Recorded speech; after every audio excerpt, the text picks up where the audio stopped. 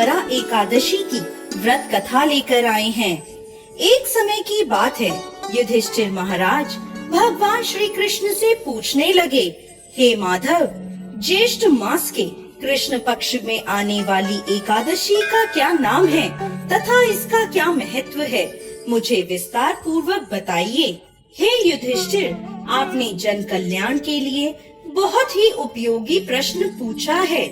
ज्येष्ठ मास के कृष्ण पक्ष में आने वाली एकादशी का नाम अपरा एकादशी है।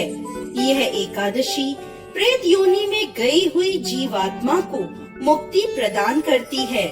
इसलिए इस एकादशी के दिन अपने पूर्वजों का ध्यान करते हुए व्रत का पालन करना चाहिए। पुरातन समय में महीध्वज नाम का एक महान राजा राज्य करता था।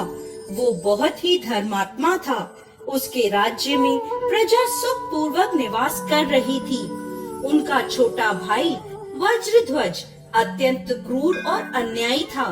राजा महीध्वज की लोकप्रियता से वो बहुत चिढ़ता था और द्वेष के कारण एक दिन उसने एक ऐसा कुकर्म किया जिसकी कल्पना भी असंभव है। रात्रि के समय वह महल में गया और उसने अपने भाई महीध्वज की हत्या कर दी और उसके शव को बेरहमी से नगर के बाहर एक पीपल के पेड़ के नीचे गाड़ दिया।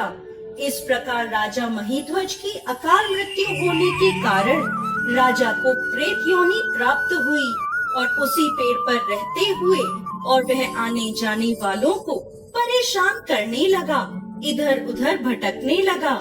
एक समय ईश्वर की इच्छा से महान ऋषि धौम्य उसी पीपल के पास से गुजर रहे थे।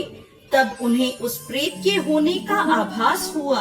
अपने तपोबल से उन्होंने उस प्रेत को देखा और यह भी जान लिया कि उसकी यह दुर्दशा कैसे हुई थी।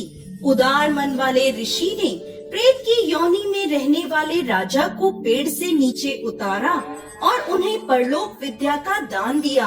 करुणा से वशीभूत होकर ऋषि ने राजा को प्रेत योनि से मुक्ति प्रदान करने हेतु अपरा एकादशी का अनुष्ठान किया और उन्होंने एकादशी का पुण्य फल राजा को अर्पित कर दिया। इस पुण्य फल के प्राप्त होते ही राजा महीध्वज की प्रेत योनि से मुक्ति हो गई और वह ऋषि को धन्यवाद देते हुए दिव्य विमान में विराजमान होकर वैकुंठ को चले गए। कथा को समाप्त करते हुए भगवान श्री कृष्ण कहते हैं, हे युधिष्ठिर, जो भी व्यक्ति अपरा एकादशी का श्रद्धा और निष्ठा पूर्वक पालन करता है वह असीमित पुण्य संचित करता है।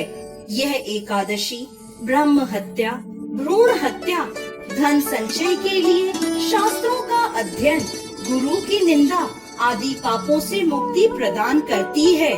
शास्त्रों में मनुष्य जीवन में करने योग्य कुछ पुण्य कर्म बताए गए हैं, जैसे कि कार्तिक मास में पुष्कर में स्नान करना, काशी में महाशिवरात्रि का पालन करना, गया में पिंड दान करना, पुष्कर में स्नान करना, माघ मास में प्रयाग में स्नान करना, स्वर्ण का दान देना, भूमि का दान देना आदि।